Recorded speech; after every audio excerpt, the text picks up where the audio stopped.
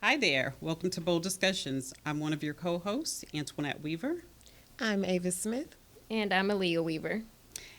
and we started this podcast to talk about our journey through the discovery of a bold story never ends. We lost my son, Cameron, to suicide on July 13th, 2020, and that sparked a desire to start to have dialogue about mental health and things that we're going through that ultimately led to his death. And so, of course, that was a big part of our story, but this is even a greater part because now we're learning to live without him. So we want to come together and just kind of share our story bit by bit. And today we're going to be focusing on loving like you've never been hurt. Okay, ladies. So this journey has been something, as you know. It has. Okay, so I think I can always look at things from my perspective, of course, from being Cameron's mom and the relationship that we had. But I think through our healing journey, it's been difficult because we also have to coexist with each other as we go through our individual journeys.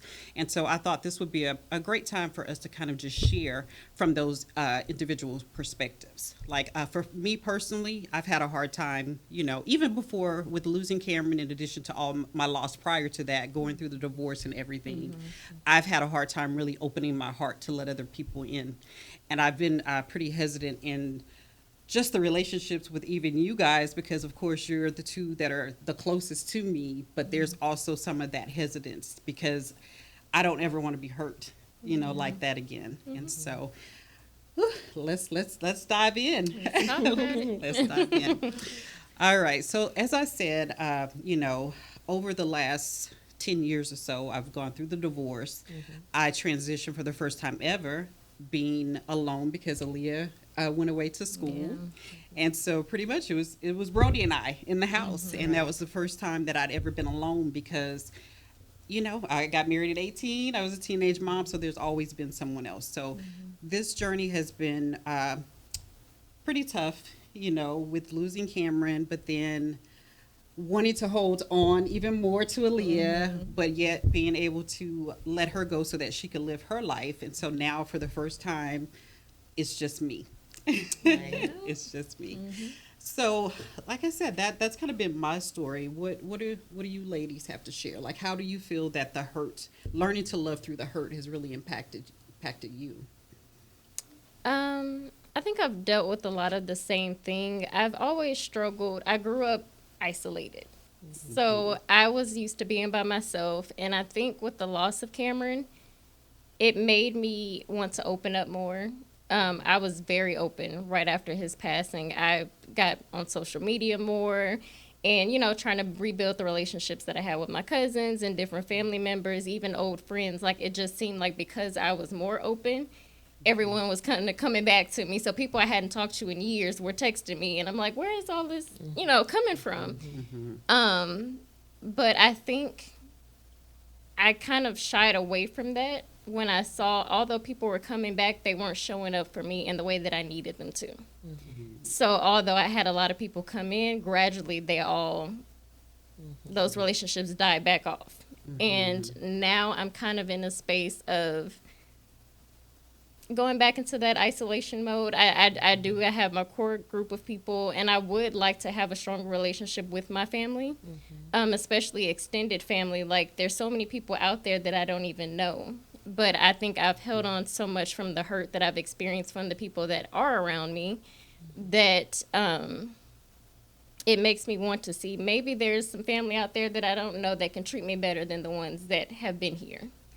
So off and on, where I want to be open, and then I'm like, no, I don't want to, because you experience so much hurt, and it just makes you not want to deal with people. I know I won't hurt myself, so I'll just stay with myself. But you can't do that. You need people, in your life. You need a core group of people. So it's a struggle. It is. I can truly connect because me and who I am at my core is I isolate my feelings and my emotions. I'm going to show up and be all things to all of the individuals in my life. However, I struggle with my own emotions. I struggle with how to cope through things. And it's always that tug of war there because it's I want people to be there to help me and support me through the storms. But then I struggle with the vulnerability component of it. For them to look at me as if I'm weak, or as if for them to take that information and at some point use it against me. Against you. Yeah. So for me, it's I prefer to keep those feelings and emotions in. However, we know with our experience and circumstances and different things that we've all encountered within our life, specifically with losing Cameron, is we internalize so much. And if we're not allowing those things to ever come out, we're truly significantly impacting ourselves the most. So, how do I live in a different way and experience this whole process differently in order to have that voice, in order to speak on what I'm feeling and what I'm going through, accepting who I am and allowing other people to see me as human, because that's what it is simply being human, and individuals having their own thought processes and feelings and emotions, and knowing that that's okay. For those key individuals in your life to be able to be that support to you just as much as you are to other people. So that's where I find myself, is that tug of war of how much of me to give to others, although I truly need it. But it's something about speaking up and saying, hey, this is what I need from you. Instead, I isolate in that way, keeping those things to myself, and then I'm angry when people don't show up for me. Can't read my mind. Exactly. Can't you read my mind? Exactly. And so that's the tough part. Right. And that actually brings me to a point that really resonated with something that you said, because you said people showed up, but they didn't show up the way that I needed them to. So now I feel alone again. So maybe I think that's something to explore, because we're both kind of saying we want the people there, but if it's kind of like we want to also control how they are in the situation. So do you feel that they really aren't there for you, or it's just because they didn't show up exactly the way that you thought that they should, that they weren't there for you? I think that it depends on the situation. An important thing for me was to be able to let it out, because Right. I am used to holding things in. I don't express my emotions. For the longest, I was going to work. No one knew anything was happening. Right, right. I looked like life was completely fine, and when things would come out months and years later, they're like, Aaliyah, you were going through that, but no one would ever know because I hide my emotions so well. Right. So I don't think that they were intentionally not trying to be there for me, but I think I also make it hard for people to be there for me because I'm not expressing my emotions. Right. So everyone's thinking you're fine, and I'm not. Yeah. So yeah. that's, that's something that I can accept as a me thing, because if I, was more open and could communicate what I needed, then maybe people could show up for me in that way. And if they didn't, at that point, I can fairly say you weren't there for me. Right. Because I told you what I needed. Right. And that's the part. That's that piece that we're missing, because to a certain degree I'm saying the same thing. It's the key component is the communication part. Being able to speak up and tell people what it is that you need. And if we're not doing that, we're holding individuals accountable for something that we have never truly expressed to them. So it's getting out of our own way in that regard and saying, hey, let me open up just a little bit. Let me open up enough with key individuals in my life and communicate what it is that I need from them. Allow them in that way. Yeah. Now, if they don't show up in the way that we need them to, then that's one thing. Right. But we can't continue to hold individuals accountable for things that they weren't aware of. Exactly. We're expecting ourselves out of other people, right? We know what we want. Right. We know, how we would show up for another individual. We typically, as humans, we show up for others the way we want people to show up for us, right? But in reality, everyone doesn't show up. They're not going to show up in that way because they're not you.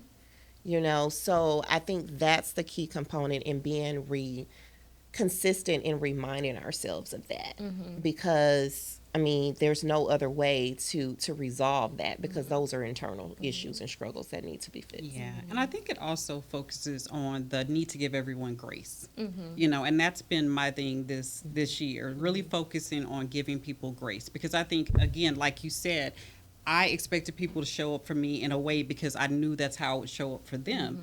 But someone told me, they're like, well, first of all, Antoinette, you're really high on the empathetic scale, so you can't expect people to do what you do because people don't necessarily just naturally connect in that way. And she said, but if you tell me what you need from me, I'm going to do it. But if you don't tell me, I'm not just going to naturally do it. And so that really resonated with me. And I'm like, okay, so I am pretty much asking for the impossible. I'm asking for someone to read my mind, to know what I want. But especially so, I'm expecting that from them when I don't even really know what I want. Exactly. Because this has been just a true awakening for myself, because I was so committed. My entire identity was wrapped around being a wife and a mother since I was 18 years old. And then I think once the divorce ended, I went right into focusing on, I got to get Aaliyah to college. I got to get, Cameron off. And then so this has been really the first time where Aaliyah's on her own, and I'm like, okay, well, who is Antoinette? What is Antoinette like? And then I also understand that I don't necessarily show up the way that I would love to show up for everyone. So how can I expect that from the same? How could I expect to receive that when that's not necessarily what I'm always giving out? I think we have to remember that showing up looks different for every individual. Yeah. I too had a conversation with, an individual that's close to me, and she said the same thing. She said, if you tell me what you need, I'm going to do it. But that's not me. I just don't know. I don't respond in that way. And it took me time to sit and reflect on that. And that's the reality of it. One, truly giving individuals grace, and also being able to fully communicate what it is, and during those times when we don't know, communicating that, and clearly just saying, I'm struggling right now, but I don't know what I need. Yeah. Yeah. And I think that's a great point, because even though you are my little sister, as long as you've been an adult, I've always viewed you as kind of like a superwoman type, because you were always showing up for everyone. I know that's the thing. And so now that I look back, I was like, that was so unfair, because you were showing up in that way because you felt like you needed to. And so now, as I'm seeing you kind of transition from, taking care of yourself, I'm behind you like, go girl, go. But I also can see how that's impacting other relationships, because they're like, okay, where is she? She's always showing up. But then I think back to a conversation we had a couple weeks ago with Daddy, and how he raised us to be so independent. And he was like, I never want you to really have to count on a man for anything. But I think also we got so caught up in that we didn't allow ourselves to be soft necessarily. And so we didn't allow that vulnerability. And so it also came across as weakness, because, and I even hear it in you, and I think back, I was like, I passed this down and I didn't even realize it. I wasn't speaking to her saying, you got to be strong, you got to do this. But it's like, no, we don't have to be strong all the time. We can ask for help. We don't have to hide our feelings. And you're right. It's like, you walk around with this confidence, like this, like, oh, I got this. I'm unaffected. And so it's the assumption is she's good, or even maybe sometimes even a little bit more like hardened, And I think that's the main thing that I struggle with. I feel like people view me as hard. And I'm not. I don't like to show my emotions, but I think that is something growing up, like you said, with Papa. He didn't like, for my grandfather, he doesn't want you to have to rely on a man. So it kind of hardened you in that way. But for me, my father told me, because I've always been an introvert. So, I'm 5 years old, being introduced to people, hi, and that was a fault for him. Speak up. Why are you being so quiet? Like, talk louder. Or, like it being a fault for me being sensitive. It was like that's a negative trait of mine. So when family members would pass, it was like, oh, go check on Aaliyah. She probably in there crying. And that stopped me from crying. Because I don't want to be viewed as sensitive. I don't want to be viewed as weak. So now it's so to the point where I could have family members pass, and I'm like, why am I not emotional about it? Why am I so disconnected? But because I was told, don't be sensitive, don't have those emotions. So it hardened me to the point where now I'm walking around like a robot. Right. People don't see my emotions. Right. And I fully connect with that. I fully connect with that. In any given circumstance or situation, I put my feelings to the side and I do all of the things. It's okay, it's time to get it done. Whatever it is, it's game time. You put on this face and you do what it is that you need to do. And then what I find is while everyone else is grieving or while everyone else is processing their feelings and emotions and all of the things, I've pushed all of that stuff down. And at some point, those feelings are going to It's come gonna out. come up. You know, and so here I am now. If we're looking at, when Cameron passed in 2020, it's 2024. I'm just now grieving. 4 years later, I am just now grieving and going through all of the things that back then everyone else was dealing with at that point in time. But I felt that I couldn't because, I have to be here for my sister because she lost her son, and I have to be there for my niece because she lost her brother, and I have to be there for my mom and dad because they lost their grandson, and all of the different things. But I lost your my nephew. Yeah. So what do I do with that? And so now here I am every Tuesday and or Wednesday at noon in therapy trying to process all of those feelings that I've kept bottled down for so long. And it's like now I'm at a stage where, okay, I can't run from these things anymore. Right. I can't hide from these things anymore because my body is like, no, sis, Tired. I'm tired. You're tired. You can't do anything else, but all you're going to do right now is feel, right? So now all of the people around you are like, what in the world is going on, right? Because they're not seeing the feeling side of you. They're not used to seeing that side of me. It's like, oh, she's the one that always has it together. So now what I'm finding is as I'm beginning to find my voice and I'm beginning to speak up and say the things that I need and all of those things is pushback. Right? What do you mean? Like, this has never been you before. I don't know if this is you telling the truth. I don't know if this is a lie. I don't know if this is you trying to get out of something. I had someone to tell me, I don't like this new part of you. I don't like this new you. Right? So then what happens is now the relationships begin to shift and they begin to change. And for me, because I've always showed up in a certain way for people, like, my fear is losing everyone, not having anyone, because I'm so used to having people around me because of what I put into those relationships. Right. Yeah. So we started off saying loving like you've never been hurt from the grief of losing Cameron, but as we talk, we see that this goes back so much further. And I think, of course, I have a few months on y'all. I'm a little seasoned, more seasoned, and I think I kind of have started to arrive at this. And I don't know if it's because of everything I went through, or again, is it because of the length of time? But I've definitely, I'm considered the most sensitive in the family because my thing is I'm gonna have to talk about it. Because I feel like it's more room out, more room than in. And I think that's kind of like why we've all landed where we are, because we haven't talked about it. We played the role and we resented how other people saw us, but we didn't do anything to even communicate, how we wanted to be seen or how we see ourselves. And so definitely, and I can see how that spills off even into how we love ourselves. Because, when we talked about doing this topic, I was thinking about like, how do we love and show love for each other? But also it's so deep in how we love ourselves, because we've created this facade of who we should be, or, the representative that we put out into the world. But are we okay with that? Right. Because, and I think you and I have talked about this before, is because, we're more on the quiet side.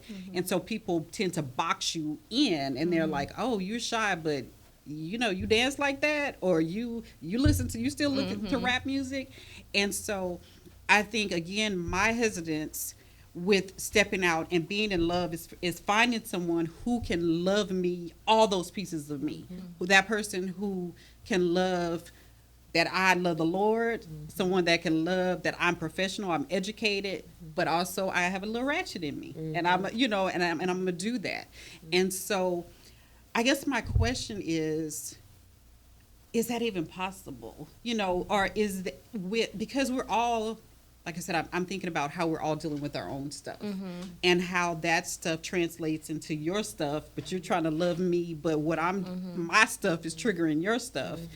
So how do you get to the point where you can find someone that's going to love every ounce of who you are, or do you not find that and just settle for someone that loves most of it? I think that's a very loaded question. In reality, I don't think you're going to ever, and this is just my thinking, and I may be wrong in this, right? But I don't think you're going to ever find someone that is not going to have where everything is okay, right? Where like there's no pushback, there's no challenges in any facet. I feel like that's the part of the human experience. Right. We're all uniquely different. And you're bringing two individuals together, and you're choosing to walk this life, whether it's in a romantic relationship, whether it's in a friendship, whether it's in a family relationships, and it's getting the opportunity to get to know that individual, and for that individual to truly get to know you, and working through and going through that journey together, right? Because another component of it, and I'm going to go back to the communication part of it, right, is being able to speak those things and be clear. And it's up to that individual whether or not they receive it, they understand it, or whatever the case may be. But at the same time, you've communicated, this is me, these are my needs, these are my wants, right? And then it's up to that individual if they can show up for you in that way. And then you, as the receiving party, you get to determine, is this enough for me? Is this something that I can take on? Can I allow this individual, or is this person valuable enough in my life and gives me the majority of what I need in a way in order for me to feel complete and whole? Because we also can't expect one individual to provide us with all of the things we need. It goes back to ourselves, right? Yeah. And if we are our priority and ensuring that we are providing that self-care, that we're truly getting to connect with ourselves, then it should be easy, because you're not leaning in on someone else to provide all of those characteristics. So when I can't show up for you in a certain way, it doesn't leave you struggling or weak because I'm not there, because you're confident and comfortable enough within yourself to say, hey, that's my sister, she loves me, but I can do that for I myself. can do that for myself. Right, That's just right. an added bonus when she shows up in that way, right? Yeah. Or when you are reminded of a circumstance or experience that brings back some things for you to be confident in who you are as a young, beautiful Black woman today, to say, you know what, I overcame this. Yes, that was a part of my struggle, but I'm not going to let that define me in my future. Right.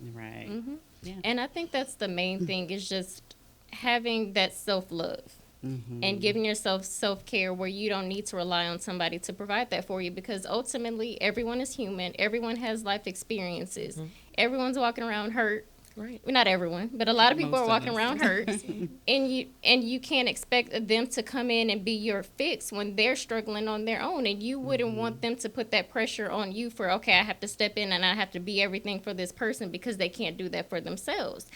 I'm very much so at a point where I need someone to be doing that work on their own. Yes. Go to counseling, go to, figure out what you need to do to make yourself become whole, because I can't be that for you. Right. Because I'ma I'm work on trying to do me, that for but myself. I need you to work on you. Yeah. And so, just finding myself in positions where, because I'm more of an empath. I've shied away from it because it's draining.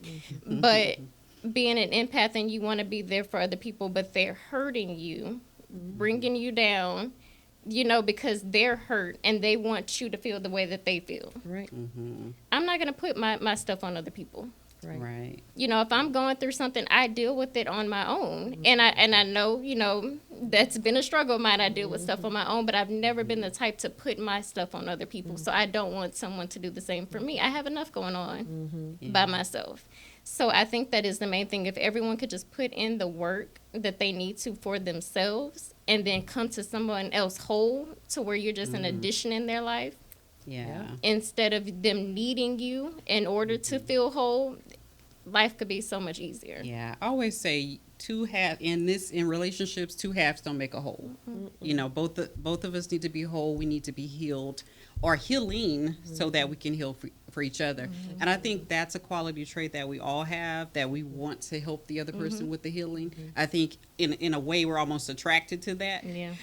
It's just like, okay, but you got this going on, but I can work with you. I can help you through But that. you know, I think that's how we were raised, though. Yeah. I mean, when you look back at your childhood and your circumstances, we were raised to handle people with care. Right. We were raised to, you know, to be that support system to other individuals, love thy neighbor. You know, I mean, that was the reality of it. And then as parents, of course, we pass that on to our kids, right? Because I'm sitting here thinking about my 17-year-old and my 8-year-old, and they love the exact same way. So it goes back once again to your childhood experiences. Right. So it's okay to be a good person in today's times. You know, I don't think any of us are saying, hey, no, step back. Don't be so loving and trusting towards other and all of those things. But I think what we also have to name is in today's society, that's not the norm. And because that's not the norm, people look at it where it's an ulterior motive. People look at it as if you're not being your true or your genuine self. You know, so it's a challenge that comes along with it. You know, at every stage in our lives, we're going to shift and to develop into, you know, a completely new person to a certain degree. Right. Experiences shift and change you. Knowledge and education, all of those different things And change it's growth. you. It's growth, and that's needed. If you're an individual that don't see any growth in yourself from this age to another age, that's a problem within itself. I don't want to be the same person that I was 5 years ago, Exactly. 10 years. I'm proud when I look and see how far I've come Yes. from just 2 years ago. You know, that's growth. It is. And the problem for me is I see the growth, but then I feel a certain type of way when someone But else doesn't doesn't see see it. that growth and want to Right. acknowledge it for me. But it goes back again to me needing that from someone else, for someone else to feed me with that. Because if Right. I'm confident in that, and if I'm confident within myself, You don't need them to I say don't it. need you to speak those words Yeah. over me Right. because I know it myself. Yeah. But I think also something that I've been discussing a lot amongst friends and just in general is everyone has their own love language. For So sure. yours can be words of affirmation. It doesn't make you a bad person. It doesn't make you wrong. Sometimes you want people to speak life into you.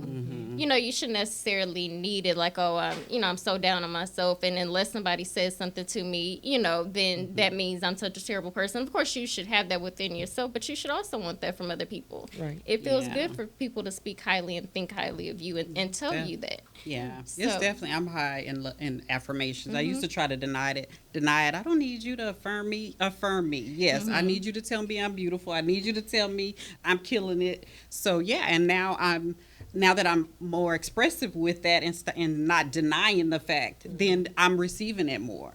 Yeah, and like I said, I just admire you. I have to say, I just admire you so much to be such a young woman, but to be so confident in your boundaries for yourself, because that is something I've struggled for. I've let people push my boundaries because I wanted to be liked, because I cared so much if people were happy with me. And so when I see you doing that for yourself, I'm like, go ahead, girl. Just, because it takes a lot, especially I believe in our society and just how we were raised, because like you said, we were taught to prioritize other people's feelings, or to do things, I kind of go back to the, when Uncle John comes in, go over there and get up Uncle John a hug. And Uncle John want to kiss you and you like, I don't want Uncle John to kiss me. But, you did it because you were going to get in trouble. And if I you think did it was a respect thing growing up. And I had the Yes. same thought earlier. looking at children, I saw a video of a little boy, cutest thing ever. His mom was holding him, and an auntie or some friend came over and tried to speak to him, and he gave her the nastiest look, like, and they were laughing. But I'm like, absolutely, baby. Oh, you don't feel comfortable? Okay, that's fine. And don't make my child feel like that's not okay for them. They have their boundaries. You know, my kids are teaching me so much. And I'll say that because I have two completely different personalities. And of course, you guys know I have a son who's 8, that's on the spectrum. But what I admire and when I look at him is it's no filter, right? He either absolutely adores you and he loves you, or I mean, he's not going to be rude or disrespectful or anything, but if he don't know you, if he doesn't deal with you in that way, it's an amount of distance that he's going to provide, and he's okay with that. You know, and I sit back and I think about that, like how frequently am I in a space or in a place where I'm not the most comfortable with the individual? Like, I feel that energy is off for whatever reason. But you stay because you don't want them to feel because uncomfortable. I don't want them to feel uncomfortable. And I was like, if only we can function more in our truths, right? Because it's no disrespect to whomever the individual is, but I feel like sometimes we put ourselves in certain positions all because we care about that other individual so much that we don't want them to be uncomfortable, and we completely disregard our own need of being comfortable and being in that place and space. Right. So that's something I'm still working on. I'm not gonna lie, here I am at 42 and I'm still trying to figure that out, because in reality I feel like I've spent my whole life being who everyone else wanted me to be, or who I felt they wanted or needed me to be, right? Because a lot of them didn't come and say, hey, this is what I need or expect from you. But this is how I felt that I needed to show up as a friend, as a mom, as a wife, as a sister, as an aunt, as a daughter. All of these different roles that we assume upon ourselves. And it's, okay, but wait, What about me? what about me?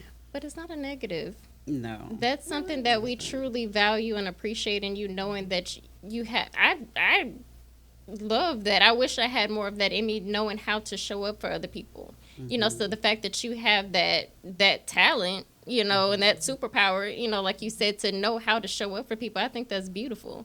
But, you know, also you have to know how to show up for yourself. Right. And So, I think that's the key, finding that balance. Of how much do I show up for them, and how much when do I need to stop and show up for Because myself? I'm gonna be honest, right now it's all or nothing, and I'm trying to find that in between. Like I can balance it to be a little bit of both, and at this stage, it's connecting with how to do that, because I'm never gonna give that characteristic of myself. That's a part of me. That's who I am. Right. You know, and you don't want to change the No. core or essence of who you are. So it's Yeah. just simply finding that balance to acknowledge that sometimes I need a pause, I need a break, I need to silence the room and the space that I'm in order to just provide myself with what it is that I need at that time. Right, right.